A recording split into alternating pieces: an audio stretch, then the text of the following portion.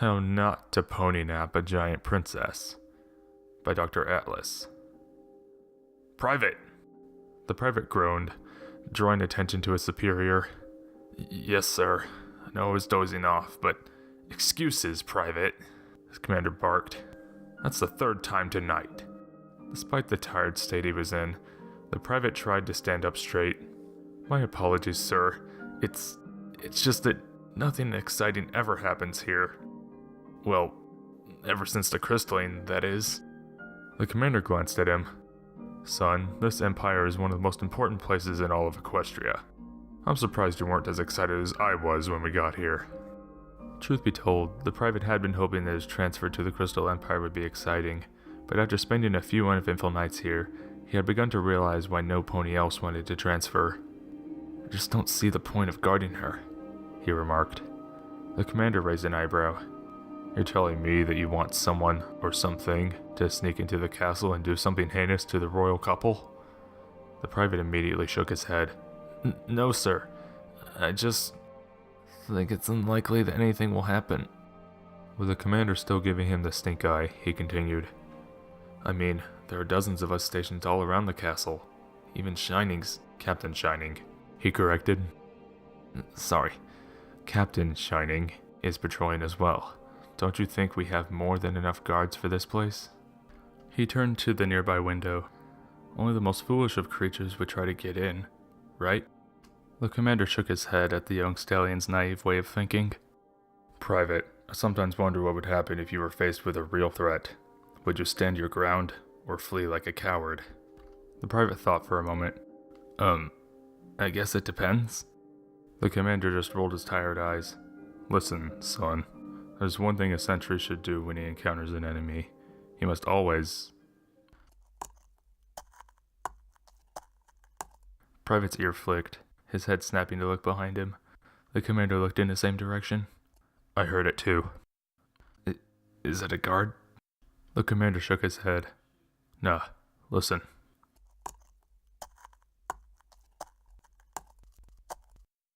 No metallic clunk. We wear these shoes for more than just protection, you know. He turned to the private. Wait here, and do not, I repeat, do not abandon your post. The private nodded. Yes, sir. The commander slowly headed into the dark shadows of the hallway. Moments after the commander was out of sight, the private realized that he was completely, utterly alone. Knowing this, he held up his spear and clenched it like a terrified filly would cling to her mother. All it took was another sound to make him yelp and fumble to the floor. He lay there as he witnessed something emerging from the shadows. His rookie mind ran wild with whatever might come for him, the rattling of his armor only perpetuating his paranoia. After what felt like hours, the figure emerged into the moonlight. The private sighed in relief at the sight of a familiar face, having instantly recognized the white coat, neat blue mane, and stunning armor. Captain Shining. The private quickly sat up and saluted, practically hitting himself on the head. The white stallion walked into the open, a stern look on his face. At ease, guard. I can take it from here. Take what from where? The private asked, still a bit shell-shocked. Shining rolled his eyes. I'm relieving you of duty. Huh? Private craned his head to peer around the corner of the dark hallway, wondering why the commander hadn't returned yet. But the commander... Who cares what the commander says? Shining yelled. I'm the prince of the palace here, cadet. Isn't that right? The private retreated back a couple steps, a bit taken back, especially with Shining sizing him up in this tone of voice. But my name's... Shining glared at him. Isn't that right? He said in a more venomous tone, causing Private to quiver. Private rapidly nodded. Yes, sir. Shining smirked. Good. Now go to bed. Go to bed? The private tilted his head. Sir, are you... Did I stutter? Shining stomped himself on the floor, making Private jump. Move it! Sir, yes, sir. With one last salute, the private practically sprinted away, in hopes of finding the sleeping quarters by himself. Shining stood still, until he was out of sight, slowly shaking his head with a chuckle. Moments later, one of his ears flicked. Is it gone? Shining turned to the darkness, as a dark figure with a pair of glowing blue eyes came into view. Sucker fell for it, a sinister grin on his face. The dark figure emerged from the shadows and into the moonlight, revealing his hole-filled legs, glossy carapace, and sharp fangs. I gotta say, ponies are real gullible at times. Shining nodded, bursting into green flames, revealing his true form. Sometimes you just need to be a great actor, Stan. Stan rolled his eyes. Zack, if I can recall, you sucked at acting. In fact, I'm actually surprised that pony fell for the whole act. Zack shrugged. Maybe he's the new guy who doesn't know anything, he commented, leaning on the door. At least the old guy fell for it. Stan chuckled.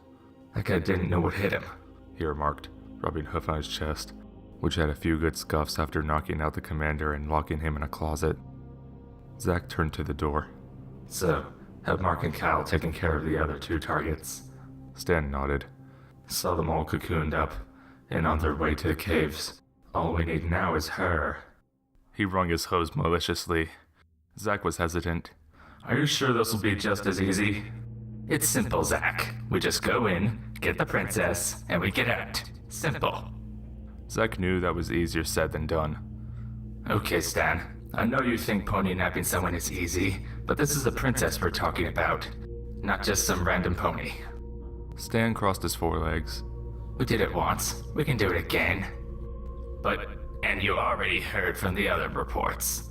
Stan continued. These 3 are the only ones left. After this, Equestria would be ours for the feeding. We're just taking 11 ponies and a lizard. Stan didn't see how this was important. Yeah, and? Don't you think we should take more than that, like some of their guards or ponies that look strong or creatures that might help them or... Stan grabbed him and pulled him closer. Hey, don't think about it too hard, alright? When ponies notice their important rulers and heroes are gone, it'll demoralize them like crazy. That's why you take out the king in a game of chess. Stan finished, smiling. Zack was still worried. I don't know. Ponies can be pretty crafty. With the cloud walking, magic, and farming. They might be tougher than we think, Stan. Stan still wasn't convinced. Uh-huh. Sure they are. I suppose next you'll tell me that we'll turn into rainbow-colored butterflies once we get enough love from everyone. Zack shrugged. It could happen. Stan shook his head and turned back to the door. Like I said, stop thinking so hard about this. No one's gonna stop us once we get all of them. Are we sure this is all of them? What do you mean? Don't you think there might be more besides everyone we're taking? What if the orange pony has a huge family behind her back? What if the blue one has a whole team of flyers with her? What if the yellow one's friends with a lot of animals? What if the purple one has a student? Or even the white hunter something? Stan shoved a hoof into Zack's mouth before he could finish. Do not mention that mare. He shuddered, thankful that he was tasked with this one and not the others. Now, can we please get back to the task at Hoof? Zack pushed his hoof away, looking at the door. Alright then, how should we go about this?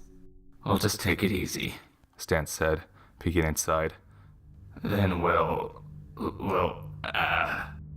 He slowly shut the door, his eyes zoning out into the distance. Well, what? He asked as Stan rubbed his eyes, his vision coming back into focus.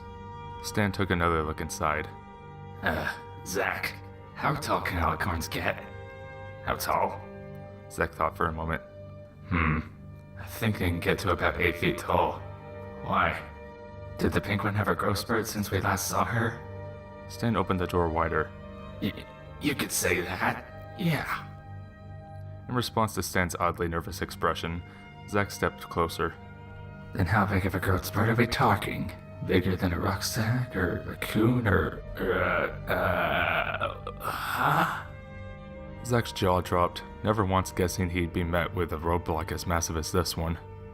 Stan gulped, realizing this was going to be much harder than they initially thought. More like bigger than a bed. Zack managed to turn his head away from the thankfully still fast asleep Cadence and looked at Stan. So you first then. Stan glared at him and grabbed his hoof. Oh no, we're in this together. Zack looked at Stan, then Cadence, then back at him. You seriously want to do this? With a deep breath, Stan took his first steps into the room. We have a direct order from the Queen, and we will accomplish this by any means necessary. Understand? Zack would have called him insane with this new complication, but knew he was right. They had a job to do. Okay, but we better get extra rations for this. Both managed to step inside and close the door silently, thankful she didn't stir. They sat on the floor and attempted to reassess the situation. They knew they had to take Cadence by any means necessary, but with her at this size, it would be borderline impossible. Since the king-size bed was only the size of her belly, her head was up against the wall, and her horn was almost touching the ceiling. But despite her massive size, the bed still somehow held under her weight. She was lying on her side, facing toward them, with her forelegs under her head and her hind legs crossed. Her wings seemed to be unfurled a bit, covering part of her torso. The only other difference, besides the size, were the black and blue striped socks that she was wearing on each leg. After taking all this in, Stan leaned his head towards Zack's. How the heck do ponies get this big anyway? Stan whispered. How am I supposed to know? Zack whispered back. I got straight C's in pony history and anatomy. Don't look at me expecting answers. Stan took multiple glances at Cadence, knowing full well that ponies don't grow to be this large. So, any ideas? Ideas? Zack whispered. You have one, right? I did until she went big pony on us. Stan replied, raising his voice a bit. Then what should we do, Bugbrain? Zack covered his mouth and turned to Cadence, thanking the Queen that the only response from her was a flick of her ear. I guess she's a heavy sleeper. Ponies can be really weird, am I right? Stan nodded. Yeah, I mean, what's up with the socks anyway? Stan stepped closer to the snoring pink pony, glaring at all four of the socks she wore. Why are ponies so obsessed with these things? They're impractical, and I bet they don't even keep you warm at night. Zack smirked. You're just jealous because you're not allowed to wear them. Stan just shot him a glare and groaned. Anyway, what's the first step? I mean, we have to start somewhere. Stan took another step towards Cadence, now a few feet away. Well, the first thing we should do is cover up that horn. No magic should give us an advantage if she wakes up, right? Zack just slowly shook his head.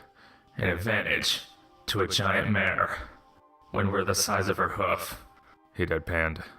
Stan knew there wasn't really much else he could think of at this point. Well, if you have a better idea, I'd love to hear it. Zack sat on the floor, still struggling to come up with a solution for this monstrous roadblock. Alright, wise guy. If you're so confident, then go ahead and nullify her horn. Stan looked up at the horn, it being almost as tall as him. I don't think I can cough up enough slime for this. Okay, that sounds a lot weirder when I say it out loud. Zack didn't seem to care and tapped his front hoof in an impatient manner. At least try to put it on. Stan then realized the obvious. What if she wakes up while I do it? She hasn't heard us talking so far. I'm beginning to guess that her huge ears can't even hear our voices. Stan had a hard time believing this. That doesn't make any sense. It's magic, Stan. Why even bother questioning it? He stepped closer to him. Now get up there already. We're wasting time here. Okay. Just give me a moment. Stan took a deep breath as he closed his eyes and slowly flapped his wings, stopping midway in hopes that she didn't hear the noise. Thankfully, she remained motionless. Okay, here goes. With no confidence whatsoever, Stan hovered closer toward the target.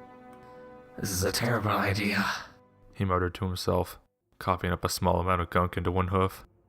Zack was biting his hooves as Stan flew closer to her, inch by inch, until finally Stan made contact with the horn.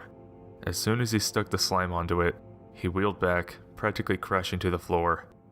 With his heart pounding in his chest, he stood up and grinned. See that, Zack?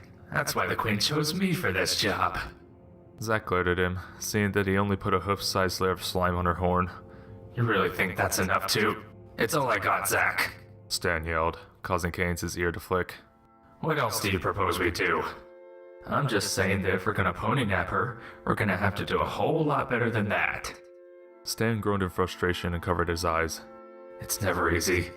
Even last time, she was a hoofful to deal with. Zack shrugged. It could be worse. Stan glared at him as Cadence's eyes twitched. How, Zack? How could it get any Both bugs froze and slowly turned to the pink princess as she stirred in her sleep.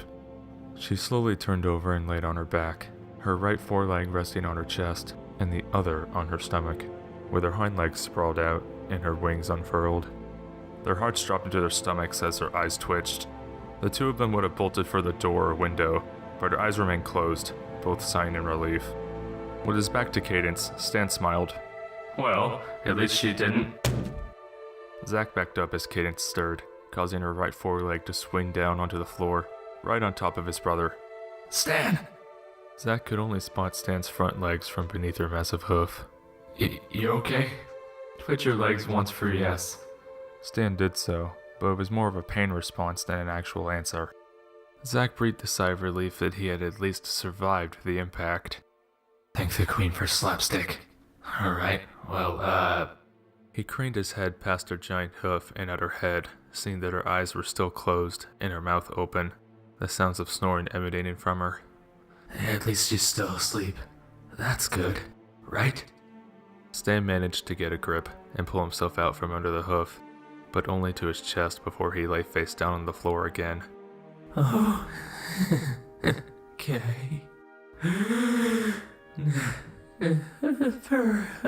Again. Zack leaned down to Stan's eye level. You doing alright? I mean, besides the hoof on top of you? Stan glared at him. I'm fine, Zack. Just get me out. Zack nodded and grabbed hold of Stan's legs, pulling with all his might, but he wouldn't budge an inch. After several more tugs, Zack panted and fell on his haunches in exhaustion. Sorry, Stan. Her leg is too heavy. Stan was seconds away from losing it after what had happened to him so far. Zack, you need to focus here. This, by far, is the worst situation I can think of right now. At least this can't get any worse, right, Stan? As if on cue, Cadence's foreleg scooped up Stan and flung him onto her chest, landing on top of him again. This knocked the wind out of him as he sank into the fluff of her chest. Cadence inhaled, her chest rising and squeezing Stan against her hoof for a few moments before letting loose some pressure, allowing Stan to breathe somewhat normally again. Meanwhile, Zack sat on the floor, watching with both horror and amusement. Stan? I'm fine. Stan mumbled through the fluff, his face almost buried in it. Just extremely terrified right now. Stan looked up, seeing the princess's smiling face only a few feet away from his. It's times like this I wish I learned how to teleport. We can do that, right? Zack looked up at his horn. I don't think we have strong enough magic for that. Only transformation and green fire. I think that's about it. Stan tried to think of a solution.